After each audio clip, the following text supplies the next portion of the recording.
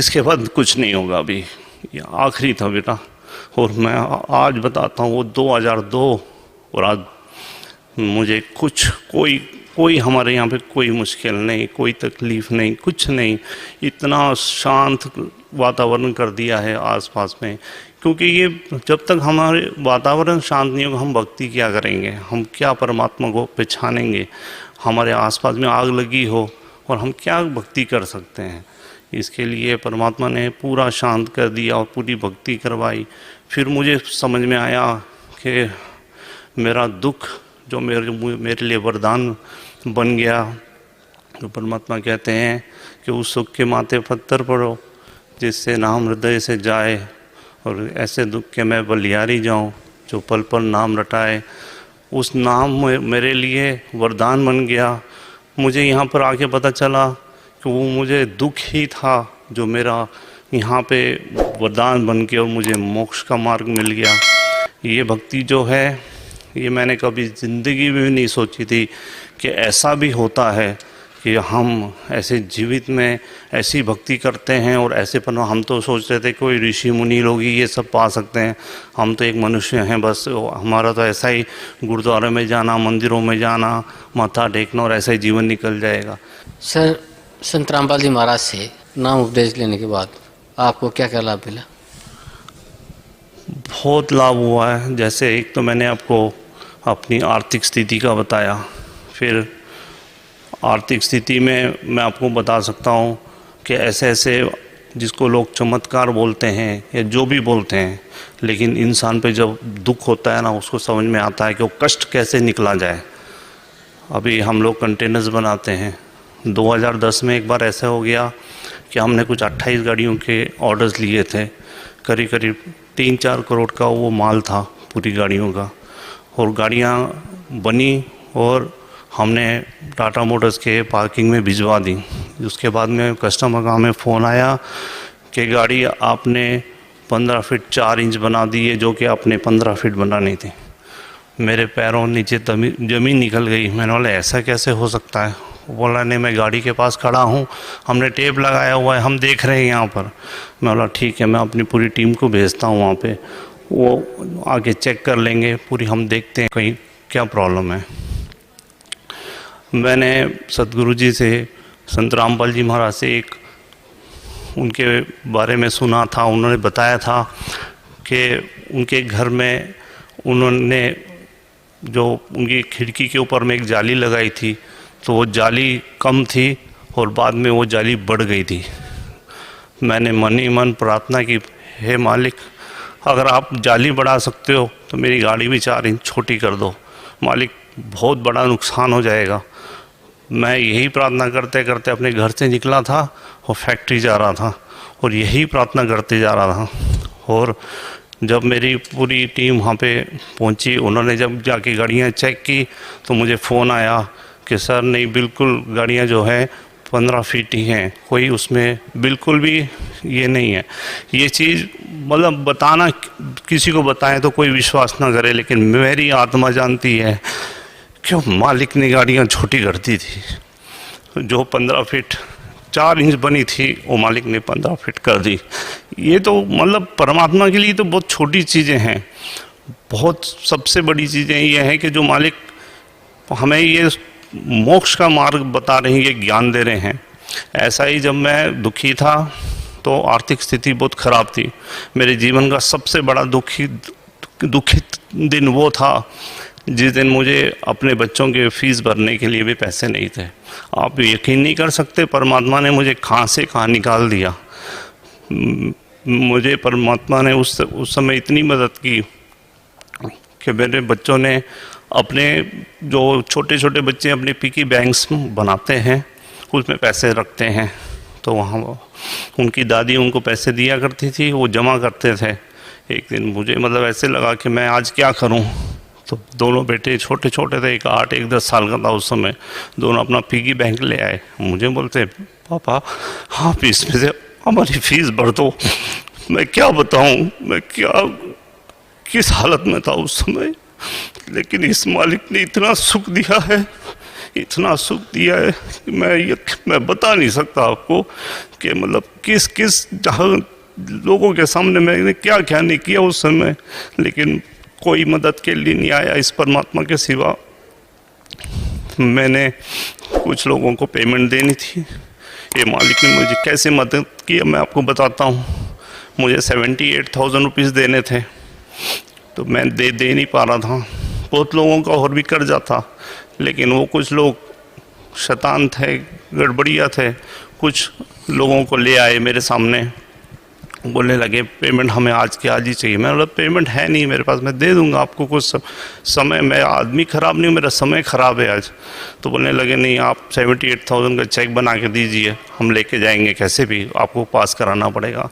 ज़बरदस्ती उन्होंने मुझसे कहा, मैंने बना के दे दिया। मैंने बोला पास तो होगा नहीं, अब देख लो, ले जाओ। बोलते देख लेंगे हम, पास नहीं होगा तो। मैंने बस मालिक के आगे प्रार्थना रखी, और वो 1 दिन निकला, 2 दिन निकला, ऐसे करते करते 6 महीने निकल गए, ना तो कोई आया ना कुछ। 6 महीने के बाद में मुझे स्टेट बैंक ऑफ इंडिया से एक लेटर आया। उन्होंने लिखा कि पूना म्यूनसिपल कॉरपोरेशन का 80,000 का चेक आपके अकाउंट में डल गया था, और जिसके कारण आपके अकाउंट से 78,000 रुपीज़ का एक चेक क्लियर होकर चले गया। अभी आप बताइए, ये परमात्मा नहीं है तो क्या है ये? परमात्मा ने मेरी उस समय मतलब इतने खतरनाक लोगों से भी मेरी रक्षा की और मेरी इज़्ज़त रखी, सब किया। ये सब खेल वो करता है, लेकिन दुनिया को बताओ तो दुनिया मानती नहीं है, समझती नहीं है। फिर ऐसे ही करके और भी बहुत सारी चीज़ें हैं, जैसे हमारे पूरा घर, फैक्ट्री पूरा बैंक के पास थी, पूरा उन्होंने केस कर रखा था कोर्ट में, पूरे चीज़ों को उन्होंने पूरा लीलाओं तक ये चल रहा था। लेकिन बस ये परमात्मा का खेल था कि परमात्मा ने जैसे ही शरण में आया हूँ, शरण में आते ही परमात्मा ने पूरा कुछ भी कर सकते हैं मालिक ने। जब मैं शरण में आया हूँ उसके बाद में इतना मार्केट में काम दिलवा दिया कि हमें कहीं बाहर जाके काम कर लेके आने की ज़रूरत नहीं पड़ती थी। लोग आके कहते थे हमारी गाड़ी बना दो, हमारी गाड़ी बना दो, और इतना काम आया जिसके कारण हमने बैंक से बात की। बैंक से बात करके उनको बताया कि हम ऐसे ऐसे करके आपको देंगे। बैंक वाले भी मान गए, और धीरे धीरे करते हुए हर एक चीज़ ठीक हो गई। आज परमात्मा ने बहुत ही सुख दिए हैं, और अब मैं मतलब माइनस से भी नीचे था, वो वहाँ से मुझे आज यहाँ परमात्मा ने अपने चरण कमलों में रखा हुआ है। मतलब इतना सुख दिया है कि मैं आपको, मेरे पास कोई वर्ड्स नहीं है कि जिससे मैं आपको डिस्क्राइब करके बता सकूं। जितेंद्र जी, भक्त समाज को आप क्या संदेश देना चाहते हैं? मैं यही संदेश देना चाहता हूं कि अभी आप देखिए, मेरे जैसा आदमी जो कभी किसी को दुख नहीं देता था, नॉन वेज नहीं खाता था, ड्रिंक्स नहीं पीता था, और सुबह शाम हमारे घर में संतों का आना जाना रहता था, और गुरुद्वारे जाना था, मंदिर जाता था, सब करता था। मेरे साथ क्या हो गया? तो ये क्या है, यहाँ पे बस यही है कि हम अपने सब कर्मों के ऊपर चल रहे हैं। हमारे जितने पुण्य होंगे उतने हमको बस अच्छा उस समय मौज होगी, छाया रहेगी। जैसे हमारे पाप कर्म स्टार्ट हो जाएंगे, हमें धूप मिलेगी, हमें सेक मिलेगा, इतनी हीट मिलेगी, आप अपने आप को नहीं पहचान पाओगे। तो हमें आज जो सदगुरु रामपाल जी महाराज ऑथेंटिक प्रूफ्स के साथ में हर ग्रंथ को बता रहे हैं, हर शास्त्रों को बता रहे हैं, हमें किसी को भी पूछने की ज़रूरत नहीं है।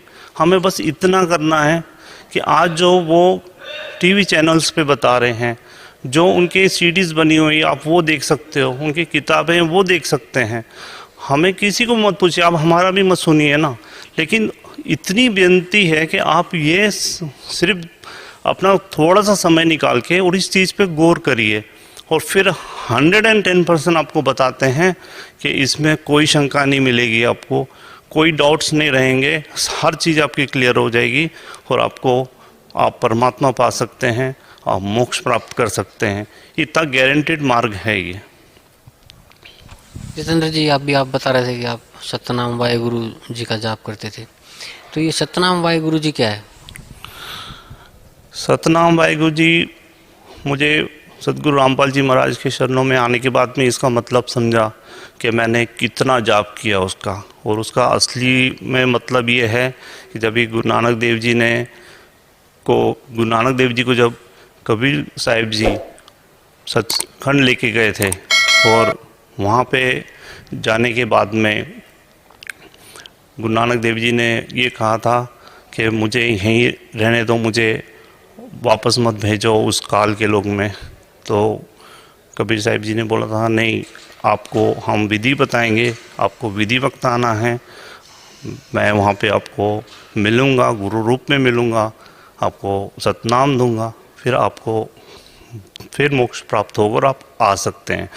फिर गुरु नानक देव जी ने जब वहाँ से आए थे वापस, और उन्होंने उदासी स्टार्ट की थी, पहली उदासी जैसे उनकी काशी की थी, तो उन्होंने यही कहा था कि वही गुरु मिले और मुझे सतनाम दे। सतनाम वाहेगुरु मतलब वही गुरु मिले मुझे और वही सतनाम दे मुझे, जिससे कि मेरा मोक्ष हो। असली में इसका मतलब ये कोई नाम वगैरह नहीं है, ये गुरु नानक देव जी से मुख से निकले हुए ये शब्द हैं जिससे कि वो मोक्ष प्राप्त कर सकते थे उसके द्वारा।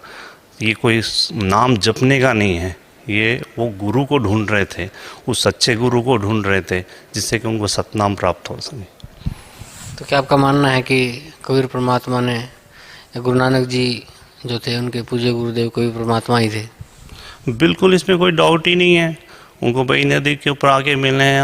आज हर सिख जानता है बई नदी की साखी क्या थी, सब जानते हैं। बई नदी के ऊपर आके जिंदा महात्मा के रूप में उनको मिले थे, और इसी रूप में कबीर साहिब जी हर संतों को मिले हैं, जिनको भी उस समय वो गरीबदास जी को लेके गए या धर्मदास जी को लेके गए, जिनको भी मिले हैं वो जिंदा महात्मा के रूप में मिले हैं। और गुरु नानक देव जी को भी उसी रूप में वो मिले थे, और उसी रूप में उन्होंने उनके साथ ने वार्तालाप की थी। और ये साक्षात मतलब चीज़ें लिखित में हैं, इसमें कोई डाउट नहीं है। तो अगर फिर डाउट करने जाएं तो फिर बहुत सारी बातें मनमुखी करें तो कर सकते हैं, लेकिन ऑथेंटिकली तो जब तक हम नहीं देखेंगे तो कोई भी मानेगा नहीं। इसलिए ये ऑथेंटिक प्रूफ्स हैं, लिखित में हैं, सब चीज़ें सामने दिखाई देती हैं। और देख के भी अगर कोई अनजान पुना करे तो फिर तो वो परमात्मा पाना ही नहीं चाहता, वो लोगों को भटकाना चाहता है। और मैंने एक चीज़ और देखी है इस जीवन में कि जो खास करके हमारे सारे धर्म के ठेकेदार हैं, इन्होंने सबसे ज़्यादा काम बिगाड़ा हुआ है समाज का, क्योंकि ये अपनी ही उल्लू सीधा करने के लिए भगत समाज को भिका देते हैं, उनको गलत रास्ते पे लगा देते हैं। बस उनको ये बोल देंगे नहीं ये ऐसा ही बता रहे हैं, वो वैसा ही बता रहे हैं। असलियत में जो भी भक्ति करना चाहता है, जो परमात्मा पाना चाहता है, आज हम पढ़े लिखे हैं, आज हमको कोई बहका नहीं सकता। हाँ, आज हम अपने आँखों से देखें ना, हम समझ सकते हैं, पढ़ के समझ सकते हैं। हमको ज़रूरत नहीं इतने मोटे मोटे ग्रंथ खोल के पढ़ना। आप संत रामपाल जी महाराज की सत्संग आता है, वो सुनिएगा, बिल्कुल निष्पक्ष होकर सुनिएगा, और फिर देखिएगा आप हर एक चीज़, हर ग्रंथ उन्होंने सामने रखा हुआ है, हम देख सकते हैं ना। और देख के भी अनदेखा करें तो फिर हम भक्ति नहीं करना चाहते। इसके लिए अगर हम थोड़ी सी, इतनी हमारी सिर्फ हर पूरे भगत समाज के आगे प्रार्थना है कि थोड़ी सी अपना समय निकालें और इस ज्ञान को सुने, खुद समझें। किसी की ज़रूरत नहीं है इसमें कोई भी किसी से समझने की, ये ज्ञान अपने आप समझ में आ जाता है। अगर हम कोशिश करेंगे, हम परमात्मा पाना चाहते हैं, तो हम इस सत्संग को, सदगुरु जी के सत्संग को सुन के और उनकी किताब पढ़ के हर हालत में 100% इस ज्ञान को समझ सकते हैं। तो सभी चीज़ें देख के, हम आज पढ़े लिखे हैं, हम देख के समझ सकते हैं ना कि who is God, Kabir is God, no doubt. कोई भी डाउट रहता है नहीं, 1% भी डाउट नहीं रहता मन के अंदर में कि कबीर इज़ नॉट गॉड। ऐसा बिल्कुल भी कभी भी शंका आ ही नहीं सकती। क्यों? क्योंकि हमारे ग्रंथ हैं और हम ग्रंथों को देख के समझ सकते हैं उसको। तो इसके लिए अगर हम परमात्मा पाना चाहते हैं, तो अगर हम अपने ग्रंथों को ध्यान से समझेंगे, सुनेंगे, तो हमें हर हालत में ये यकीन हो जाएगा कि कबीर इज़ गॉड। हमारा वीडियो आपको पसंद आया तो लाइक करें, कमेंट करें, शेयर करें। गुरु रियल गॉड यूट्यूब चैनल को सब्सक्राइब अवश्य